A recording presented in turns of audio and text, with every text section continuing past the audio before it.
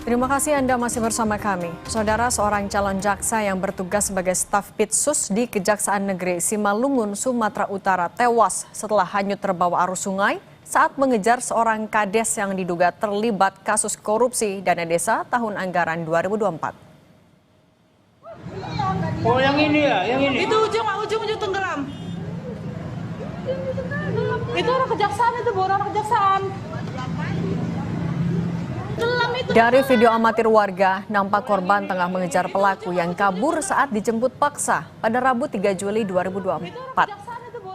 Pelaku yang sempat melawan, lari dan melompat ke sungai lalu dikejar korban bersama salah satu orang warga. Naas, korban dan satu orang warga yang ikut melompat justru terseret arus sungai, sedangkan pelaku selamat dan tertangkap di pinggir sungai. Kami ulangi, kejadian ini terjadi pada 3 Juli 2025.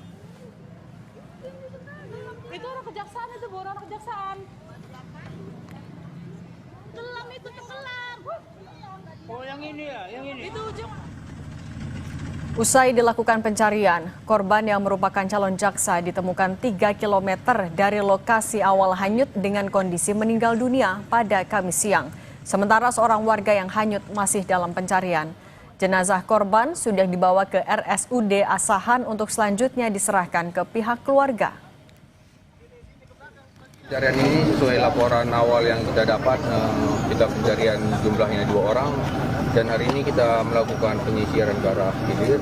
Kita temukan 1 orang korban yang setelah kita bawa ke rumah sakit dinyatakan MD, dan pada saat ini untuk data korban ini adalah salah satu dari Cajak begitu Pak. Kasih Intel Kejaksaan Negeri Simalungun mengatakan korban merupakan staf Pitsus di Kejaksaan Simalungun. 2 pelaku telah ditetapkan sebagai tersangka korupsi dana desa tahun anggaran 2024 dan telah dilakukan penahanan. Kerugian negara akibat kasus ini, saudara, hampir 400 juta rupiah. Sebagai apa sih Bang? Maaf Bang. Saya Bang. Enggak yang korban. Oh, staf Pitsus ya. Staf Pitsus. Jaksa atau calon jaksa? Calon jaksa. Pelaku yang dikejar ini Bang dapat apa enggak Bang? Sudah dapat. Diamankan, sekarang kita bawa ke Simalungun. Berapa orang Bang? 2. Indikasi kerugian negara yang orang? Kalau hasil koordinasi kita kurang lebih 300 lebih, hampir 400. Seorang calon jaksa ditemukan tewas hanyut di sungai saat mengejar kepala desa yang menjadi saksi ataupun terseret dalam kasus korupsi. Kita bahas bersama dengan Ketua Komisi Kejaksaan, Pak Pujiono Suwandi, yang telah bergabung bersama kami di Kompas Petang. Selamat petang, Mas Pujiono. Ya, selamat sore.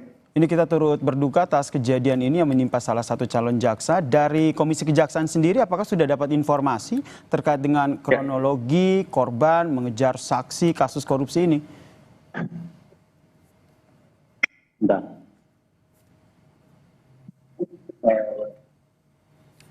Mas Pujiono? Jadi kita dapat informasi pada tanggal 2 Juli ya, Rabu 2 Juli bahwa telah terjadi kecelakaan ya yang mengakibatkan CPNS Jaksa Renandi Prima Ginting meninggal dunia karena terbawa arus ketika mengejar salah satu saksi yang kabur karena kasus korupsi APBD anggaran desa. Nah, saat pertama kita sampaikan duka yang mendalam kepada korban dan keluarga korban yang telah ditinggalkan. Saudara Prima Ginting ini menjalankan tugas, jadi sudah menjalankan tugas yang kemudian ya sesuatu yang tidak diharapkan telah menimpa beliau, dan kita berharap Tuhan Yang Maha Kuasa dapat menerima dengan menempatkan di posisi yang terbaik. Itu. Sebenarnya pada saat pengejaran saksi kasus korupsi ini korban sendiri atau bersama dengan tim? Jadi kan ada tim, jadi kan sudah dipanggil secara paksa 4 kali ya. Sudah dipanggil secara paksa 4 kali, jadi setelah 4 kali pemanggilan secara paksa, tapi kemudian pemanggilan 4 kali, tapi kemudian tidak datang, maka panggilan berikutnya kan dilakukan upaya paksa. Nah, ini sebenarnya bagian dari upaya paksa, tapi ketika dilakukan upaya paksa, si saksi ya tadinya, saksi ini kan kabur. Nah, ya bagian dari refleks dari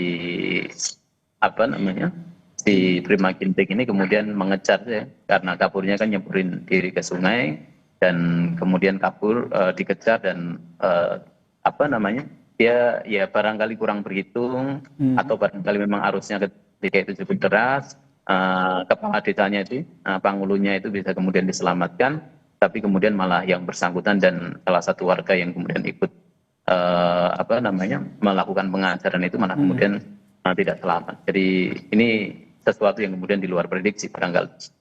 Tapi sebenarnya Mas Pujiono, seorang calon jaksa ini bisa ya mengejar saksi terkait dengan kasus korupsi ini? Ya, ini juga problem yang kemudian kita sampaikan ke Kejaksaan Agung karena pada posisi yang kita juga pahami bersama bahwa personil di Kejaksaan itu tidak lengkap semuanya ya. Jadi tidak lengkap semuanya. Yang di beberapa daerah itu pada posisi struktural bahkan tidak ada, termasuk yang kita dapatkan data di Malungun ini, posisi di Kasubsi segala macam itu ya ada beberapa yang belum lengkap. Nah maka kemudian ketika ada tambahan personil meskipun baru CPNS, kemudian dilibatkan dalam proses aktivitas pengejaran. Salah satunya adalah sebenarnya bukan aktivitas pengejaran, tapi aktivitas melakukan pemanggilan secara paksa. Nah, kebetulan saja kemudian ketika pemanggilan secara paksa ini, yang bersangkutan yang dipanggil itu berada di lokasi yang ternyata lokasi itu tempat kejadian perkara itu. Ini yang kemudian jadi catatan kita juga. Catatan kita bukan soal jumlah personil, tapi kemudian dianalisis di intelijennya dan juga kemudian perhitungan lah ya. Perhitungan ya harusnya kemudian ada brief lah kepada calon jaksa itu, di brief ini posisinya begini, potensi yang kemudian potensi kemungkinan saksi atau orang yang akan dipanggil secara paksa ini kabur, kalau kabur seperti apa lah. Ini yang menurut kita belum mendapatkan keterangan secara resmi terhadap potensi itu. Kita akan minta keterangan khususnya kepada asisten pengawasan Aswas di Kejati Sumatera Utara, karena kan ini Aswas ini kan bagian dari manajemen risiko ya. Bagian dari manajemen risiko, harusnya ketika seorang kajari atau seorang jaksa melakukan pengajaran, pimpinan harus kemudian memberikan kepada anak buahnya siapapun itu potensi itu sudah, misalnya dia akan melarikan diri kemana-kemana. Nah ini yang kemudian harus diminimalisir. Nah apakah penting itu untuk menganalisa bagaimana potensi-potensi ketika dilakukan sebuah pengejaran begitu. Tapi yang ingin saya tanyakan selanjutnya adalah sebenarnya SOP pengejaran seorang saksi ataupun tersangka dalam kasus yang ditangani oleh kejaksaan sendiri itu seperti apa?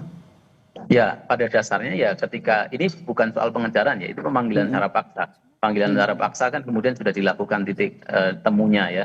Nah titik temunya itu yang kemudian harus muncul ya, kemudian ketika dilakukan titik temu itu harus kemudian muncul ini tadi yang saya sebutkan, HGAT ketika memanggil secara paksa itu apa lah, itu yang kemudian harus dianalisis terlebih dahulu. Kita sebelum melakukan upaya paksa itu HGAT-nya harus kemudian muncul terlebih dahulu. Ini sudah ada apa belum nih gitu. Nah, kalau belum tentu kan dan juga brief kepada tim yang ikut itu harus kemudian di brief terlebih dahulu, karena apalagi kan kemudian ada di lokasi pinggir sungai ya, dan kalau lokasinya di pinggir sungai kan potensi kemudian juga larinya nyebur ke sungai kan juga ada saja gitu. Kemudian tadi Anda sampaikan bahwa masih bisa dikatakan ada kurangnya SDM di lokasi kejadian tertentu begitu. Nah, sebenarnya dengan kekurangan SDM seperti itu, apa yang bisa disiasati oleh Kejari di suatu wilayah sehingga pada saat pemanggilan ataupun penangkapan dan pengejaran seperti yang kasus ini itu bisa dilaksanakan dengan baik? Ya, pada satu sisi kita juga memahami ya, tuntutan dari masyarakat itu adalah apalagi kemudian di daerah-daerah ya yang kemudian dengan masyarakat itu bisa menyatu, artinya dekat gitu. Nah, protes kritik masyarakat agar penanganan kasus korupsi khususnya di desa itu kan tinggi. Nah, ketika kemudian ada kemudian calon tersangka yang mungkin masih saksi, itu kok tidak dilakukan upaya panggilan, protes-protes itu kan cukup tinggi. Desakan kepada kejaksaan untuk segera menuntaskan kasus, menetapkan seseorang jadi tersangka, memanggil bahkan menahan itu cukup tinggi. Nah, oleh karena itu kan kadang responnya itu yang kemudian dengan tuntutan-tuntutan masyarakat itu yang kemudian harus direspon dengan cepat gitu. Cepat pada sisi inilah yang kemudian kejaksaan dihadapkan pada pilihan yang tidak mudah menurut saya, dan kita paham itu. Sementara ketika kemudian dengan resources yang ada, SDM misalnya, SDM kurang gitu, SDM kekurangan, sehingga kemudian ketika SDM yang ada ini calon jaksa, ya kemudian mau tidak mau harus kemudian ya dilibatkan untuk kemudian melakukan upaya paksa ini. Nah, hanya kemudian kan prosedur ini apakah kemudian sudah ditempuh soal analisis HKAT-nya, terus kemudian soal potensi yang tadi saya sebut itu apakah kemudian sudah dianalisis dan sudah di-brief kepada tim itu. Baik. Nah, kalau belum kan tentu pimpinan harus kemudian mempertanggungjawabkan, ya artinya secara struktural gitu. Jadi bisa dikatakan seharusnya jika SDM-nya terpenuhi, komposisinya ideal, harusnya calon jaksa ini tidak perlu ikut dalam pengejaran ini. Ya, Kalau tidak perlu. Baik, kalau dalam penyelidikan atau investigasi ini ditemukan adanya pelanggaran SOP, apakah nanti akan ada sanksi? Kita akan minta dulu perkembangan dari Aswas ya, informasi dari Aswas. Ya tentu kita berharap bahwa ya memang kondisi senyatanya sefaktanya seperti yang kemudian kita terima di berbagai media yang kemudian sudah tersebar gitu. Nah, kita menunggu perkembangan dari yang disampaikan oleh Aswas di Kejati Sumatera Utara. Baik, terima kasih Pujiono Suwandi, Ketua Komisi Kejaksaan telah bergabung bersama kami di Kompas Petang. Salam sehat.